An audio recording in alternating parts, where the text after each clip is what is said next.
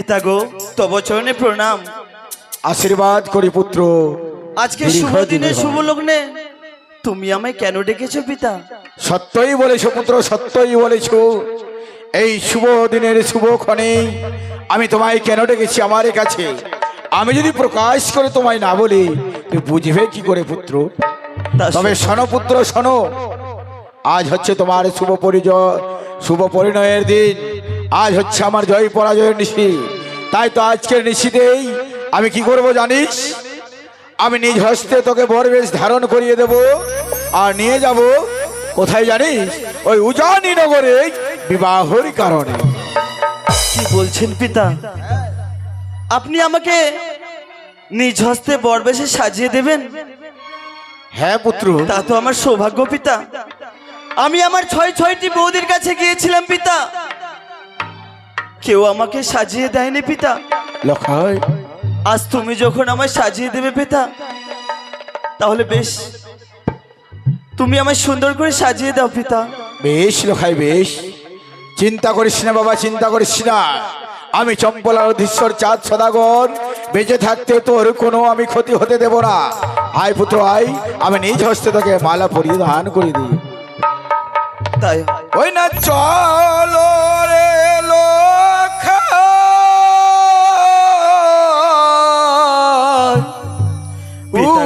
জানি ন ঘর রে পিতা। ওই না বিবাহ করিতে রে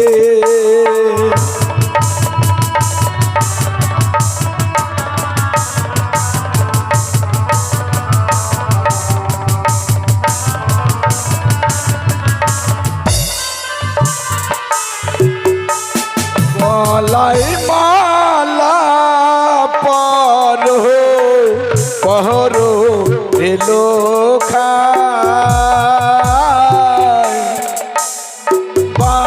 বানিয়ার দুলালো রে।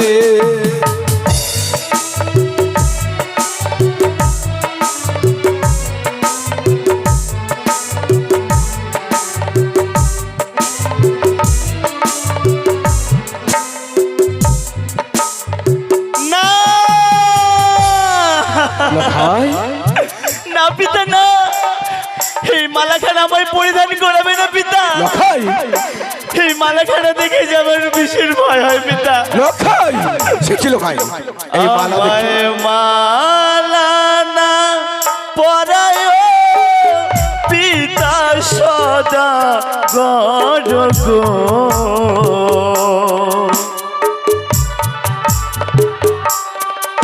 আমায় মালা দেখিয়া ভয় লাগে, প্রাণ মোরে কাঁদে গো। লোখাই, এই মালা দেখে তোমায় ভয় লাগে? কেন পুত্র কেন? এই মালাই এমন কি দেখতে পাও তুমি যে তোমায় ভয় লাগে? ওই না মালার উপরে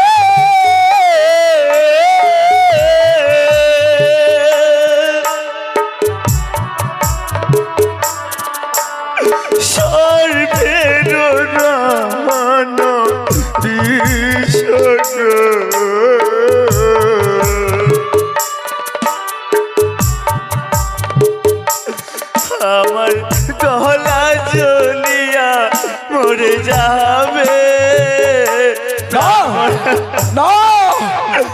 পিতা এই মালাখানা আমার গলা জ্বলিয়ে যাবে পিতা। ওরে পুত্র, 10টি নয় 5টি নয়, একটি মাত্র আমার তুই আদরের পুত্র। এই মালা দেখে যখন তোর গলা জ্বলে যাবে, না পুত্র না, আমি তোমায় কথা দিচ্ছি এই মালা আমি তোর গলায় পরিধান করাবো না।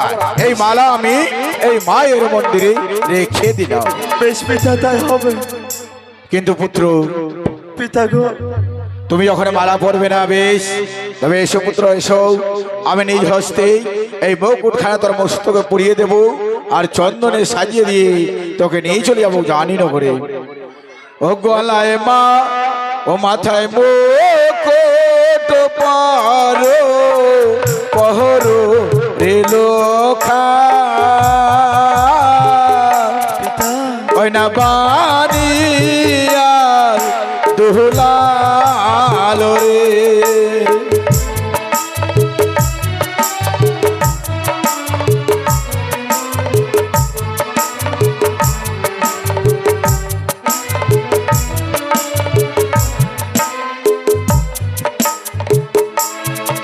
ওই না চলো রে লোখাই উজানি নগর রে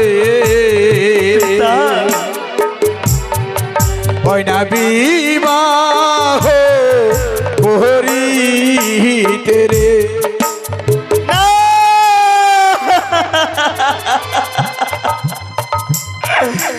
এই মুকুট কেন আমায় পরিধান করাবে না পিতা?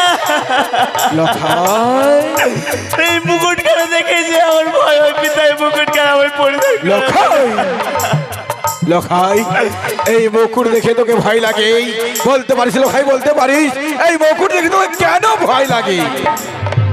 ও আমায় মুকুট না পরায় ও গো পিতা সদাগর,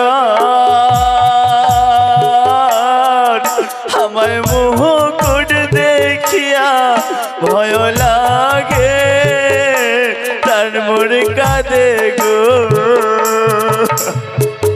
লখাই পিতা গো, ওরে বাবু লখাই এই মস্তকের মুটুক আমায় পরিধান করাবে না পিতা?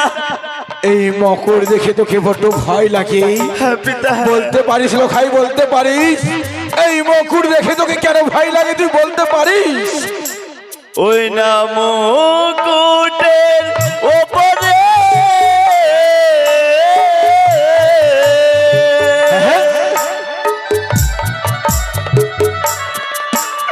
সর্বের রণ বিষ গো।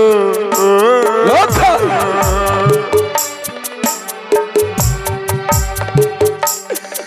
আমার মস্তক জ্বলিয়া যাবে তার মোরে কাঁদে না না লখাই না মুকুট কেন আমার পরিধান করাবে না পিতা? বেশ আমি যেন সর্প দেখতে পাচ্ছি পিতা। বেশ পুত্র বেশ আমি বুঝতে পেরেছি তোর কথা বুঝতে পেরেছি তবে তুমি এই মুকুটও পরিধান করবে না তাই না? বেশ দুঃখ নাহি মর্ম নেই এই মুকুট আমি রেখে দিলাম ওই মায়ের মন্দিরে। তবে বুঝতে পেরেছি লখাই বুঝতে পেরেছি সকলে বলে চম্পলার অধীশ্বর চাঁদ সদাগরের একমাত্র পুত্র শ্রীমান দুর্লভ লক্ষিন্দর অতি সুন্দর অতি ভদ্র পিতৃ আদর্শ পালন করে, কিন্তু আজ আমি বুঝতে পেরেছি লখাই তো সত্যিকারের তুমি আমার পুত্র হলেও তুই বুঝি আমি আর ঔরসজাত পুত্র নয়। না না পিতা না,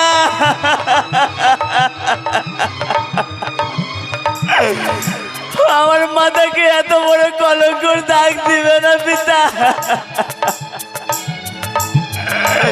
বিশ্বাস করো পিতা, আমি যেন সর্ব দেখতে পাচ্ছি পিতা। কে তুমি এই মালা আমাকে সর্ব দেখতে পাচ্ছ?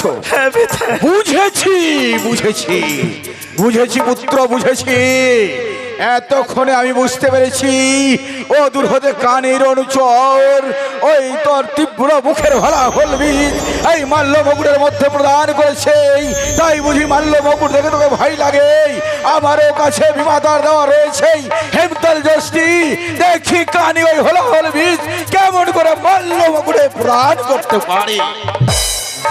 জয় শিব শম্ভু জয় শিব শম্ভু জয় শিব শম্ভু। পুত্র দেখো তো বাবা এই মালাই তুমি কি সর্প দেখতে পাচ্ছ? সত্যি সর্প দেখতে পাচ্ছ?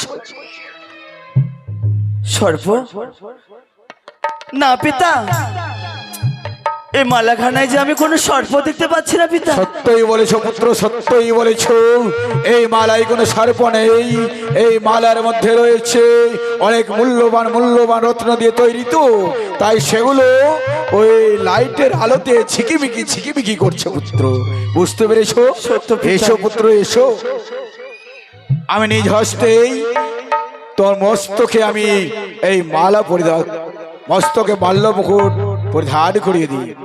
অগ চম্পলার মামা শিরা, অগ চম্পলার দিদি ভাইরা, আমার একমাত্র পুত্র শ্রীমান দুর্লভ লক্ষিন্দরের শুভ পরিণয়ের দিন, তাই আমি সকলের কাছে করজোড়ে মিনতি করে বলবো, অগ মায়েরা, অগ বাবারা, আমার একমাত্র পুত্র, তার গলায় আমি মালা পরিয়ে দেব। এই মালা পরানোর সময় আমি সকলকে বলবো, একটিবার উলর ধ্বনি হরির ধ্বনি দিয়ে আমাকে সাহায্য করবে। জয় শিব শম্ভু, জয় শিব শম্ভু, জয় শিব শম্ভু।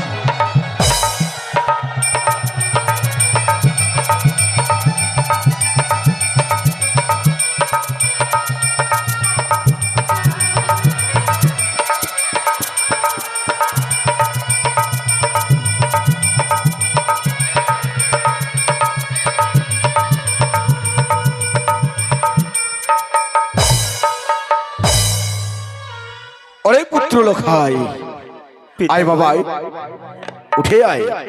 জানিস পুত্র, তোর স্থান আমার পদতলে নয়, তোর স্থান কোথায় জানিস? তোর স্থান আমার এই বক্ষ মাঝে। আয় পুত্র, আয়, তুই আমার বক্ষ মাঝে। বাহ! ওরে কানি, তুই কি ভেবেছিলিস আমার পুত্রকে বর বেশ ধারণ করতে পারবো না? আমি নিজে তো পারবো না উজানিনগর। এই যদি তুই ভেবে থাকিস, তুই বড় ভুল ভেবেছিস। লখাই, মাল্য বকুল প্রধান করিয়ে দিয়েছি, এই মুহূর্তে আর একখানা কাজ বাকি রয়েছে। লখাই, এমন কি কাজ পিতা? এমন কি কাজ জানিস পুত্র? শুভ কাজে যাওয়ার সময় পিতা মাতার আশীর্বাদ মস্তকে ধারণ করে, পিতা মাতার পদধূলি মস্তকে লয়ে তারপরেই যেতে হয় শুভ কাজে। তাই তো আজ শুভ পরিণয়ের দিন। এই শুভ দিনে না জানি তোমার মা জননী অন্তপুরে কোথায় ডুকরে ডুকরে কাচ্ছে। এই মুহূর্তে ছুটে যাও অন্তপুরে, অন্তপুরে গিয়ে সনেকার কাছ থেকে, তোর মা জননীর কাছ থেকে বিদায়, সাথে সাথে চরণের আশীর্বাদ নিয়ে আমার কাছে ফিরে আয় পুত্র। বেশ পিতা, বেশ তাই হবে। আমি এই মুহূর্তে আমার মা জননীর কাছে যাচ্ছি, আমি বিদায় নিতে পিতা, বিদায়। তাই যেন হয়, তাই যেন হয়। এই তো আমি আমার পুত্রকে পাঠিয়ে দিয়েছি সনেকার কাছে বিদায়ের জন্য। এবার আমি নবলক্ষ বরযাত্রীর সাথে করে নিয়ে বাদ্যযন্ত্র লয়ে, বাদ্য বাজনা একসঙ্গে একত্রিত করে, আনন্দ উল্লাসে আত্মহারা হয়ে, বাজি ফুটিয়ে আমি চলে যাব উজানের বুকে।